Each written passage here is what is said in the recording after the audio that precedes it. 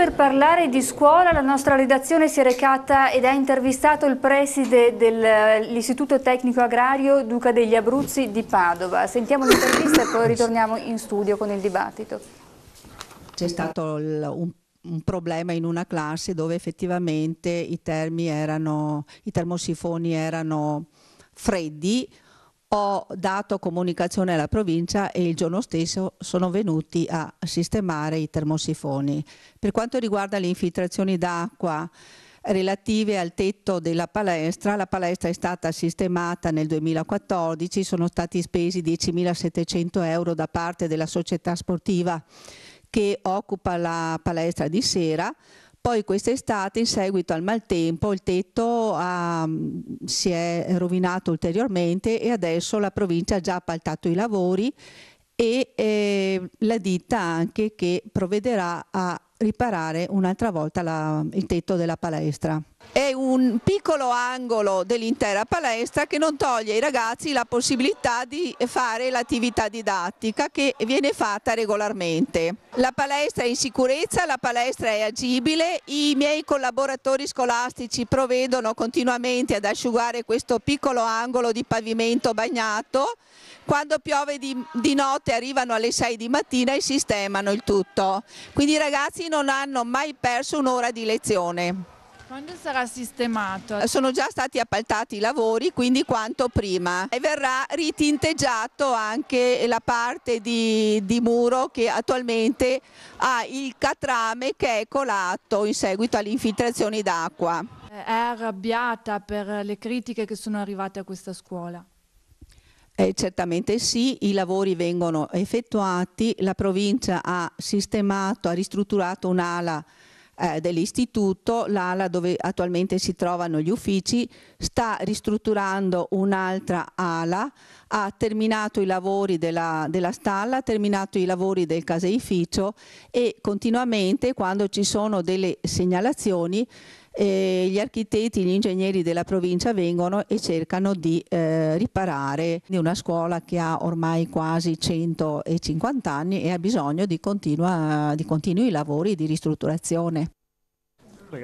Il Duca degli Abruzzi, vorrei sottolineare una cosa: come queste scuole noi abbiamo evidenziato una problematica tecnica, probabilmente una manutenzione dove una manutenzione ordinaria purtroppo per carenza di fondi non c'è, la straordinaria diventa molto costosa, ma queste sono scuole che garantiscono un servizio importante al territorio, perché oggi se noi guardiamo sui principali motori di ricerca nel mondo la parola Made in Italy è tra le prime, perché questo è il nostro Made in Italy. In quella scuola c'è un caseificio, in quella scuola si studiano i vini, in quella scuola si studia la nostra cultura popolare che possiamo esportare, farla diventare economia, è la nostra eccellenza.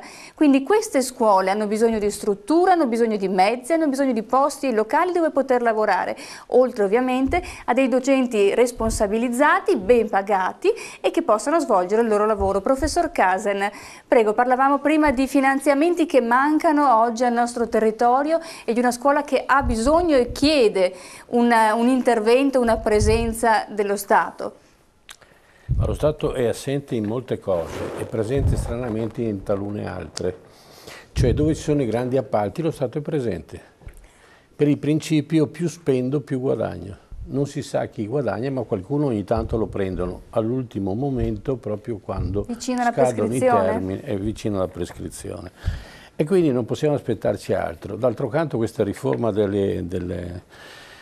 diciamo, come andremo a votare noi, sarà un grosso incognito stabilito che ci proporranno il menù e dovremo sottostare al menù che ci presentano.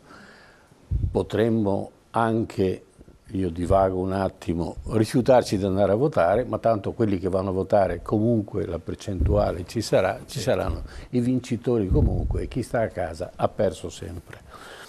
Quindi le riforme vanno fatte seriamente e i cittadini devono tornare ad essere protagonisti, perché se non sono protagonisti i cittadini che sono i fruitori e quelli che pagano le tasse, è inutile che stiamo qua a parlarci addosso. Allora ho fatto un ragionamento molto semplice. Compriamo le F-35, non so a cosa servano, sosteniamo l'esercito in Afghanistan, in Albania piuttosto che in altre zone con miliardi di spesa, perché noi lì portiamo la democrazia. Non so che democrazia portiamo. Io sono stato in Iran, sono stato in Iraq, sono stato in Afghanistan, sono stato in varie parti e sinceramente una cultura ce l'hanno. Solo che noi andiamo a depredare tutte le loro risorse a costo zero, perché il petrolio dall'Iraq ce lo siamo andati a fregare e non l'abbiamo pagato, pur crescendo poi alla pompa di benzina, e non abbiamo i soldi per la scuola, cioè non abbiamo i soldi per la nostra democrazia. Questo non esiste e dobbiamo metterci nell'ordine di idee, di protestare a voce alta, non questa protesta sommessa e quasi una forma di accettazione. Dobbiamo dire che le spese vanno fatte in un'altra maniera. Abbiamo una Mestre Orte, stanno facendo un'autostrada che costerà 20 miliardi di euro, previsti, quelli finali non si sa cosa sono, perché il Mose è partito con 1,5 miliardi, siamo arrivati a 5,5. Perché poi nella meccanica, solo in Italia e in tutta Europa, succede che l'appalto viene dato a 10 e alla fine deve costare 50. Allora bisogna che i professori, che sono persone educate che educano, diventino un po' meno educate e vadano veramente a protestare e protestino a voce alta e protestino con consapevolezza, perché non basta soltanto insegnare gratuitamente, che è una bellissima cosa. La dignità passa anche attraverso il censo, e questa dignità non possiamo rinunciare. Assolutamente, perché è democrazia, è partecipazione. La partecipazione degli insegnanti all'interno della scuola è il perno della società, è la cosa principale. Quindi non possiamo rinunciare e io vi chiedo cortesemente di avere più coraggio a protestare. Grazie. Volevo aggiungere una cosa. Il discorso, secondo me, va benissimo fatto così. Lo metto sempre a paragone con le parole di Renzi e poi però io vado a pagina 124 delle famose 136 che ci hanno dato. Questa pagina inizia così: le risorse pubbliche non saranno mai sufficienti a colmare le esigenze di investimenti nella nostra scuola. Allora, quello che io mi chiedo è questo. È una frase molto secca e perentoria. Se parto da questo punto di vista, io credo che sia proprio il problema di impostazione. Tu a parole mi fai capire che per te la scuola conta, ma quando lo metti nero su bianco, è questo il messaggio che mi dai. È un messaggio disastroso perché, ripeto, ci sono 3 articoli della Costituzione. Lo Stato non si è impegnato a istituire ospedali, non si è impegnato a istituire i mezzi di trasporto che servono per far muovere pubblicamente la gente, ma nell'articolo 33 si è impegnato a istituire scuole di ogni ordine e grado.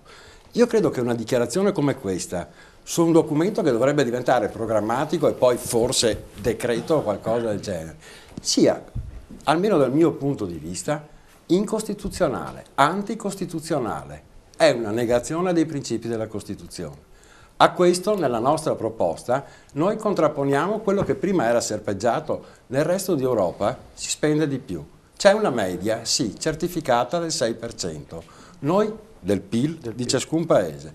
Noi quanto spendiamo? A seconda di chi ci dà i risultati, perché poi variano, spendiamo dal 4,2 al 4,6%. Cioè spendiamo un quarto meno di tutti gli altri. Ecco, nella nostra proposta noi chiediamo che questo sia il primo impegno, arrivare a stabilizzare sul 6%, che non è il massimo, ci sono paesi che spendono 8, 9, 10, 12% del PIL, ma la media è il 6% in Europa. Chiedere che anche il nostro Stato non potrà accadere dall'oggi al domani, non siamo stupidi, capiamo che c'è una necessità di arrivarci per gradi, ma quello deve essere il nostro obiettivo, una spesa in linea con gli altri paesi europei. Non una apertura che mi dice non ci saranno mai le risorse. perché così condanni qualsiasi speranza, anche di chi, magari lavorando gratis, cerca di tirare la carretta. Certo. Non può essere questo il messaggio che tu rivolgi alla scuola, lapidario, secco, conciso e riassunto in 3 righe disastrose. Grazie professor Salmaso. Qui abbiamo l'ENAIP che in piazza c'è stata qualche giorno fa, i docenti dell'ENAIP, quindi le scuole professionali, sono scesi in piazza perché appunto mancano questi finanziamenti, quindi la forza e l'impegno anche nel farvi sentire lo state mettendo? Il professor Casen diceva di avere coraggio, noi ce l'abbiamo avuto e ce l'avremo sempre per portare avanti, chiamiamola battaglia anche se è un termine forte, ma sì, perché eravamo in piazza martedì, torneremo in piazza sempre quando serve, perché il sistema rischia di andare in tilt, come diceva il consigliere Sinigaglia, rischia di andare in tilt se non vengono date le cose, non in più, ma quelle previste almeno. Noi stiamo aspettando cose previste, noi abbiamo diritto a 16 milioni di euro l'anno per portare avanti 4.000 ragazzi, okay? E ne avanziamo 13,5. Okay? È una cifra insostenibile, come avevamo detto prima, ma il consigliere Sinigaglia diceva: se va in tilt il sistema, 20.000 ragazzi che fanno formazione professionale, che vengono molto spesso da altri percorsi, rischiano non di tornare nella scuola, rischiano di stare a casa, di essere dispersi, di essere per la strada e potenzialmente di diventare qualcosa che non vogliamo nemmeno dire, perché non lo vogliamo dire. Grazie al lavoro dei formatori straordinario che in classe rimotivano i ragazzi, li rimotivano anche trasferendo dei valori, prima parlava di valori giustamente, scuola, formazione e lavoro, in realtà in sé a questo ci sono dei valori importanti che vengono semplicemente trasferiti ai ragazzi tramite l'acquisizione di competenze professionali, perché il lavoro è un valore di per sé, se fatto in modo chiaramente condiviso, se fatto rispettando le regole, se fatto con l'impegno. Ora la formazione professionale, chiaramente insieme anche al sistema di istruzione e tutto, ma contribuisce in modo diretto, forte, a far sì che questi ragazzi si rimotivino, imparino una professione e dopo 3 anni di formazione vadano a trovare un lavoro grazie all'alternanza che viene garantito. Che entro un anno un 70% di questi ragazzi trova un lavoro. Assolutamente, quindi questo è il risultato concreto, perché e questi sono fatti, non parole, grazie però ai finanziamenti, assolvono l'obbligo e ovviamente, ripeto, per tornare alle parole di prima, questi ragazzi hanno un'occupazione, trovano qualcosa e non sono in giro per la strada. Il rischio è questo, punto. Grazie. Prego, mi diceva, ha chiesto la parola perché voleva aggiungere cosa nello specifico? Volevo riallacciarmi alla questione delle risorse per la scuola. Il bello è che anche le 150.000 assunzioni che dovrebbero esserci nei prossimi mesi in realtà sono fatte a scapito della stessa scuola, perché 1 miliardo di euro messo a disposizione per le nuove assunzioni derivano da 1,4 miliardi di tagli nella legge di stabilità fatte al settore dell'istruzione, dell'università e della ricerca.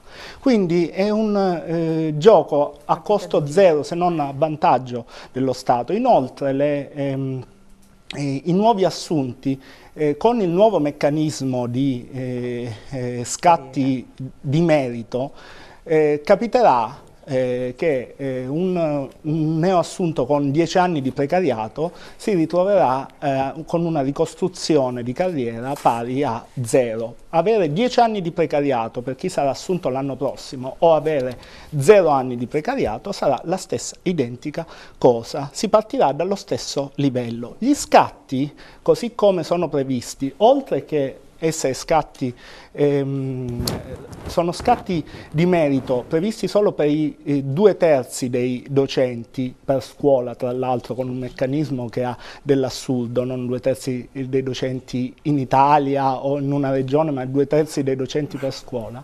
Facendo un rapido calcolo viene fuori che alla fine della carriera mediamente lo Stato guadagnerà 12.000 euro ad anno per ogni docente rispetto al vecchio sistema. Quindi non è un nuovo sistema che premia il merito, ma è un nuovo sistema che vuole semplicemente spendere meno sulla pelle dei docenti. E una cosa, gli scatti di competenza, e mi ricollego al discorso del collega, che vengono comunque, e anche signora, che vengono comunque erogati al 66% dei docenti. Io sono una docente nella scuola da 24 anni e ho vissuto diverse stagioni della scuola.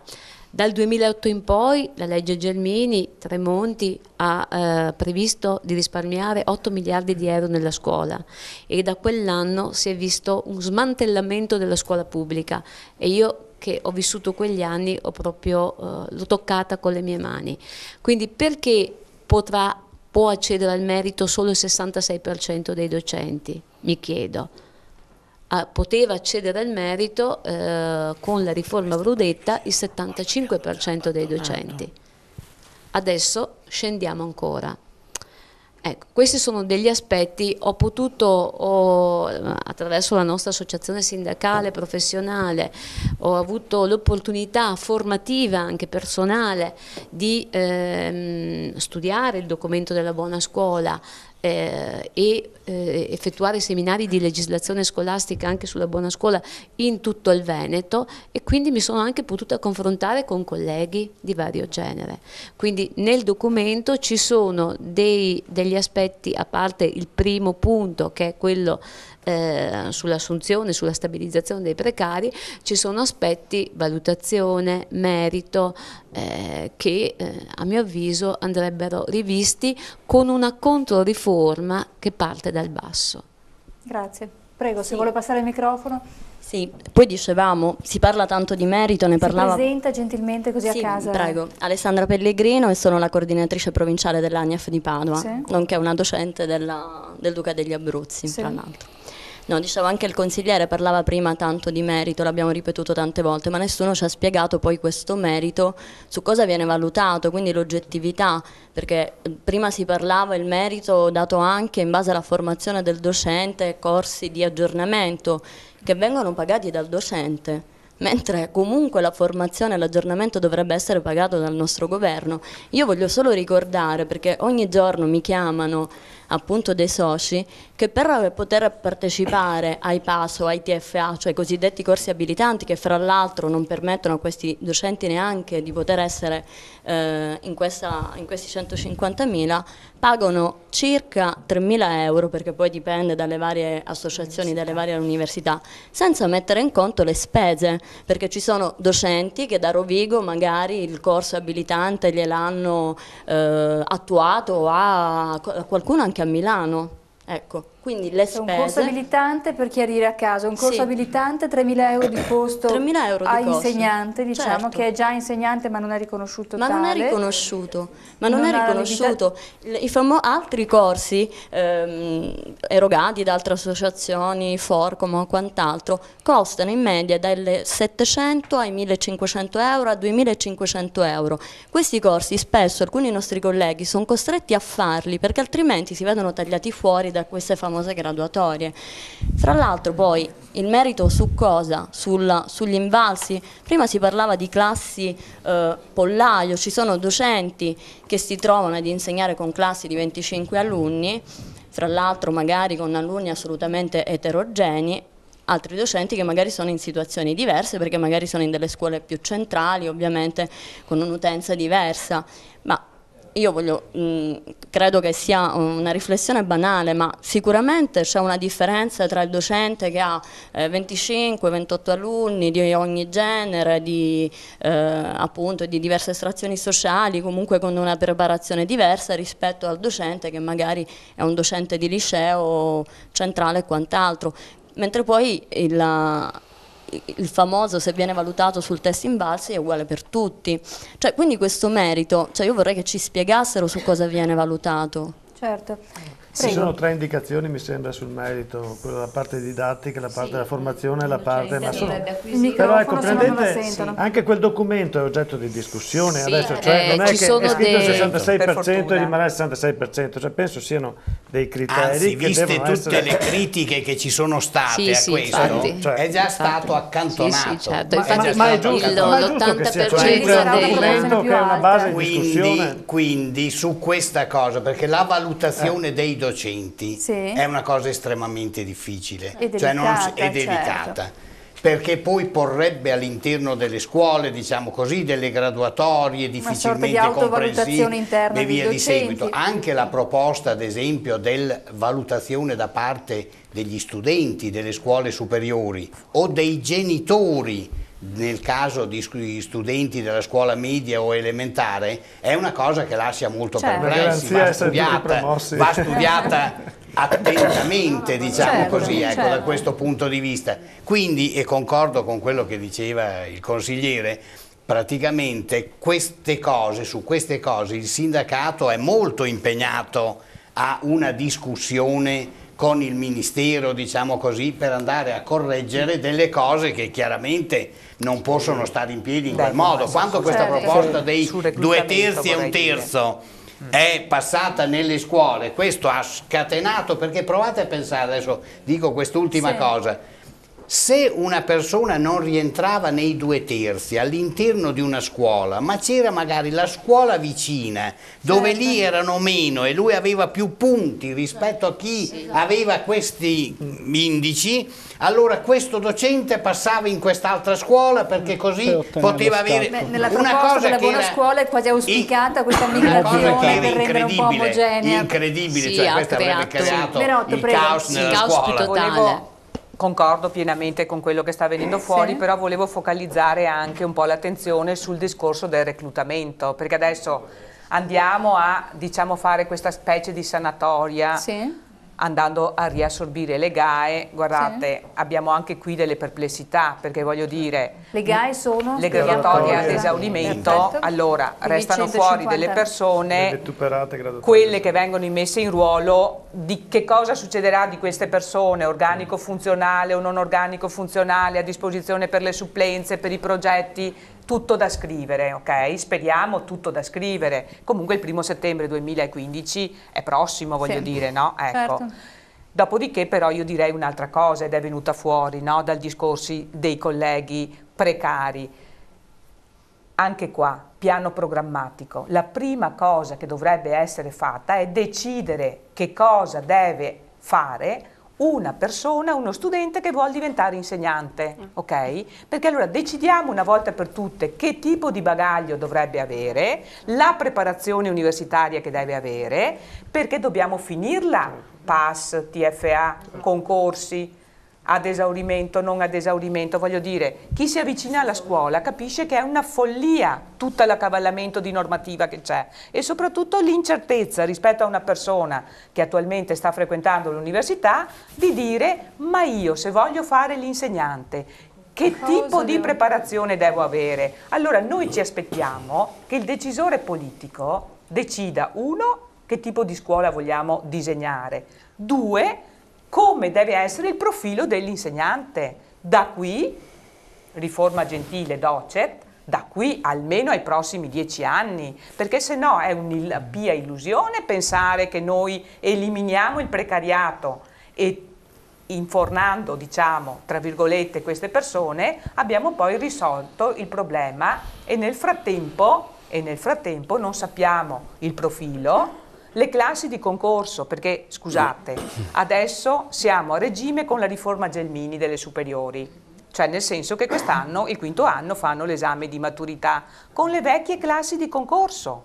Allora abbiamo, come sempre in Italia, una situazione provvisoria di classi di concorso atipiche, perché le classi di concorso della riforma Gelmini non sono ancora state decise, e nel frattempo diplomiamo gli alunni e nel frattempo facciamo TFA, concorsi, PAS, eccetera, con le vecchie classi di concorso. Allora, come diceva giustamente qualcuno, dal nostro decisore politico ci aspettiamo che la riforma stia in piedi, cioè che si decida come l'architettura del sistema scuola in Italia, perché se no stiamo tamponando, stiamo facendo degli interventi spot, come è la politica ultimamente, a danno, 1, sicuramente degli studenti, 2, sicuramente del personale che nella scuola ci lavora. Senza risolvere concretamente il problema. Vorrei un attimo intervenire, io vorrei capire quando questa codifica delle competenze verrà effettuata.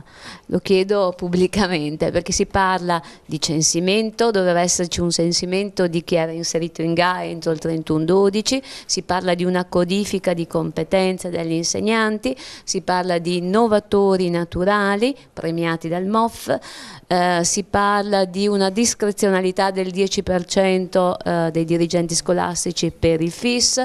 Ecco, questi sono tutti temi caldi che io sottopongo ai decisori politici. Che necessitano tutte queste cose, tutto quello che è scritto lì, necessita di tutti i decreti attuativi certo. Che quindi devono essere definiti. Io avevo, era stato elencato dell'apertura di una trattativa, dell'apertura di una trattativa, perché sono così. Richiede una legge e poi decreti attuativi, certo. Quello è un documento di discussione. Chiaro. Noi veramente chiediamo che si riapra il contratto. Questo non è un decreto questa è un'altra cosa. No, non è un'altra cosa, non è un'altra cosa. Dalla regia mi dicono che Marcello Pacifico, presidente AINEF, ci ha ritelefonato da Roma, perché gira l'Italia in questo momento per proprio discutere attraverso e presentare quindi la buona scuola e le proposte alternative. Ce l'abbiamo in linea. Buonasera Presidente. Buonasera, ritrovati. Ci ha ritelefonato, lieti di averla con noi di nuovo. Cosa deve aggiungere? Allora, guarda, innanzitutto la scuola purtroppo... Ma il suo telefonino non funziona, io le tiro le orecchie perché vorremmo sentire invece quello che ha da dirci. Provi a trovare un posto dove prenda meglio. Allora, vi dico, purtroppo dello... No, non ci siamo. Presidente, serve provi a un trovare... buon telefonino. Proviamo a richiamarla, mi dice la regia, intanto continuiamo il dibattito in studio. Dicevamo, c'è molto da fare, servono soldi e serve un tavolo di confronto tra le varie parti sociali, tra gli insegnanti. Prego, professor Casen. Allora, ci sono tante cose, tanta carne messa al fuoco, perché sono decenni che la scuola è trascurata e quindi non è che possiamo fare tutto subito. E giustamente Renzi ha lanciato una provocazione: datemi una mano, datemi le indicazioni, per cui poi se non adempirà allora ci potremo anche arrabbiare nei confronti di Renzi, ma in questo momento diamogli tutti i supporti e tutte le indicazioni che sono importanti. Ma credo che in questa visione, che spesso è molto dettagliata, perdiamo di vista il concetto generale della scuola, perché la scuola è una sorta di, come si può dire, di essere che si autoriproduce. Cioè la scuola produce gli insegnanti fino al livello massimo, quindi l'università, che rientrano nella scuola. Non c'è un passaggio attraverso la società, la vita, le cose normali. E in questo meccanismo, che è sempre a rilento rispetto alle tecnologie moderne, io vedo che all'università non ci sono docenze che consentano agli insegnanti, ai futuri insegnanti, di imparare quelle tecnologie che invece magari hanno imparato per conto loro da giovani, ma forse non avevano neanche l'opportunità perché la tecnologia viaggia a una velocità della luce, ma non ci sono docenze che consentono di prendere queste tecnologie e usarle per la didattica. E allora troviamo una dicotomia tra il docente e il discente, cioè l'allievo non trova sinergia e sintonia con l'insegnante. Questo io l'ho notato, perché l'insegnante esce da una scuola e da un'università che non sufficientemente lo prepara a quello che sono le istanze future prossime. Quindi c'è da parte... Sì, è necessario che lo Stato faccia una riforma globale e quindi io partirei dall'università, oltre ovviamente a quelle che sono le necessità immediate, perché sono delle necessità, quindi come gli stipendi, come mettere a disposizione capacità alla scuola, tecnologie alla scuola. Però bisogna partire da chi insegna. Quello che sarà destinato ad insegnare è che dovrà essere in grado di cambiare poi la scuola e non essere lui poi invece la vittima perché deve pagarsi i corsi di aggiornamento, tutte queste cose qua. E i corsi di aggiornamento devono essere pagati dallo Stato come si faceva negli anni 70, 80, 90. Certo. Devono essere pagati dallo Stato e il corso di aggiornamento deve creare punteggio come si faceva una volta. Certo. Se io faccio quel corso di aggiornamento guadagno 3 punti, certo, ma non a spese mie. perché già non mi pagano, già mi pagano in ritardo, già mi pagano poco quando mi pagano, e allora non è possibile. È come dire a un medico: tu devi andare a fare i corsi di esaurimento perché non è così.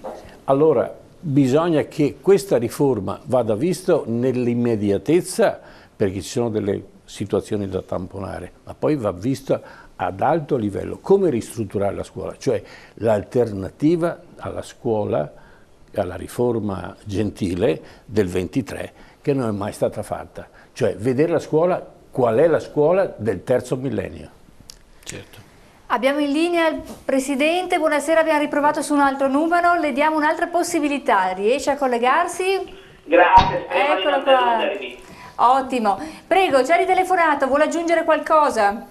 Allora, innanzitutto la buona scuola è legge dello Stato, perché Renzi ha bloccato gli stipendi fino al 2015, in realtà fino al 2018, perché ha bloccato l'indennità di vacanze contrattuali. Nel documento La Buona Scuola dice che fino al 2018 saranno bloccati gli stipendi e si procederà con un nuovo metodo, gli scatti per competenza. Viene cambiato tutto, non si procederà a pagare gli scatti di anzianità, ma si pagherà solo la prestazione occasionale che sarà svolta nel triennio. Però purtroppo su questo è già con la riforma Brunetta che abbiamo abbandonato gli scatti di anzianità. I sindacati erano d'accordo, hanno firmato un accordo nel 2011 per abbandonare gli scatti di anzianità. Allora il problema non è il merito. CGIL no di sicuro. Li abbiamo presenti, dicono di no, prego, diceva.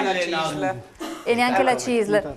No, vi posso dire che c'è un accordo abbiamo recuperati firmato. 3 anni di scatti, chiedo scusa. Allora, scusate, c'è un accordo firmato il 4 febbraio del 2011, un'intesa firmata dai sindacati. Posso dire pure quali, però non è questo. C'è un'intesa firmata dai sindacati il 4 febbraio del 2011 che dà via alla riforma Brunetta che abolisce gli scatti di anzianità. E non si è firmato il contratto perché il contratto è stato bloccato. Quando si farà un nuovo contratto si dovrà fare quello che la legge dice e che i sindacati hanno sottoscritto. Allora, in questo momento io vi posso dire una cosa: gli stipendi del personale della scuola sono punti sotto l'inflazione. Cosa vuol dire questo? Vuol dire che andiamo a ledere almeno 4 articoli della Costituzione. La spesa aumenta, l'inflazione aumenta e gli stipendi degli insegnanti sono sotto. Allora, a questo si può parlare di merito, ma se si va a tutelare la dignità della professione. Negli ultimi 6 anni lo stipendio medio del personale della scuola è sceso da 30.000 euro a 29.000 euro.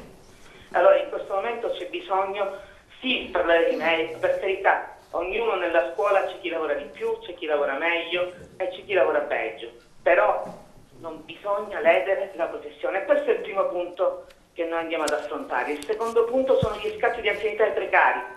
È dal 1999 che c'è una direttiva comunitaria che impone il trattamento da personale precario e di ruolo. Purtroppo nei contratti questa cosa è stata disattesa, purtroppo firmata dai sindacati. Oggi è arrivato il momento, dopo la sentenza della Corte Europea, che tutti quanti diano rispetto a chi lavora per le nostre famiglie, anche dopo tanti anni di supplenze. È giusto che chi lavora ha lo stesso trattamento di chi è di ruolo e non perché è precario deve essere discriminato. Ma questa nuova riforma purtroppo anche non tiene conto della ricostruzione di carriera. Chi entra di ruolo nella scuola, per esempio, ad oggi, ha un terzo della sua carriera raffreddata per 20 anni, proprio per risparmiare sulla pelle di chi ha lavorato nella scuola. Tutte queste cose devono cambiare. Certo. Che chi lavora ha la dignità. Assolutamente. Grazie Presidente, la prossima volta la vogliamo qui con noi affinché possa dialogare con gli ospiti in studio. Il suo contributo è stato prezioso e complimenti per la vittoria in Europa. Torniamo in studio, qui mi sembra che l'idea di fondo è che serve un progetto globale a 360 gradi e che veda tutti gli aspetti, sia l'impatto economico, quindi gli stanziamenti che possono e devono esserci per la scuola italiana, sia la tutela e la valorizzazione economica e non solo dei docenti, e poi l'occhio alle strutture, alle infrastrutture, il contenitore di questa scuola che non può mancare. Il nostro gruppo gruppo editoriale dedicherà altri appuntamenti al mondo della scuola. Siete numerosi questa sera, abbiamo cercato di dare spazio un po' alla problematica a 360 gradi, che è molto molto ampia. Vi inviteremo di nuovo, se siete propositivi ci aiutate in questo senso, crediamo di poter dare un servizio importante anche a chi ci segue a casa, a capire un pochino meglio, un po' alla volta, la problematica, e chissà che con la prossima puntata ci sia un'evoluzione di questo percorso scolastico che ha preso inizio. C'è un impegno formale del nostro Presidente Renzi e vediamo a febbraio appunto se comincia a concretizzarsi e continua a mantenersi il dialogo auspicato con tutte le parti sociali. Grazie a casa che ci avete seguito, continuate a seguirci ogni giovedì ai Reporter Sera, grazie al pubblico e agli ospiti che sono intervenuti. Buonasera. Grazie.